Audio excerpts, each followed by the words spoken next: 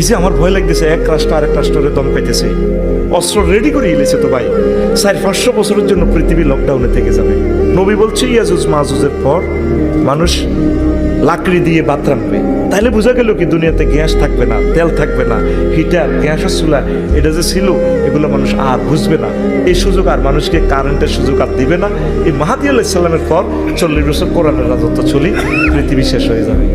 খেলা শেষ তবে না, অল্প কিছু মানুষ থেকে মাহাদি আলাইহিস সালাম আসবে। 200-300 লোক, 150 লোক মাত্র খানায় কাবা তাওয়াফ করবে। বাজার যুক্তিকলা জমে গেলে 8টার পরে কাস্টমার আস্তে আস্তে কমে। এই পৃথিবী জমে গেছে, এখন শুধু এই ভাঙার পাল্লা। 28 একটা বোমা হবে, এই বোমাগুলোর লগে লগে ভূমিকম্প, রোগ ব্যাধি, আর এত সুন্দর পৃথিবী আল্লাহ কিনলে কাবজাব করস। আগে এতগুলো মানুষ ঘাসের গোড়া খাইতাম, খানা হাইনো বিয়া বাদ জালি রে আলু একখান ধরাই দিত। আর এখন এক একটা অনুষ্ঠানে যাইতে খানা কত যে এত খানাই আল্লাহ ডালি দিছে, মানে প্লেট উল্টে দিছে আল্লাহ।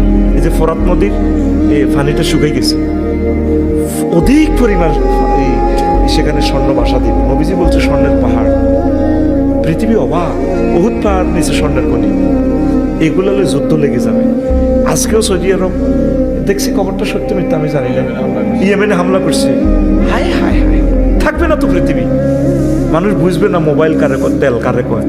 নবীজির হাদিস তোরা মনে করছো আমরা রিয়াল বেমার না, আমরা তো মোস্তাক আমিন ভাই যে জায়গাটা মাফে, উনি নকশা দরি দরি মাফে, খুঁটা জিয়ে নেই যাক, আমরা ওই নবীর হাদিসটার নকশা মাফি।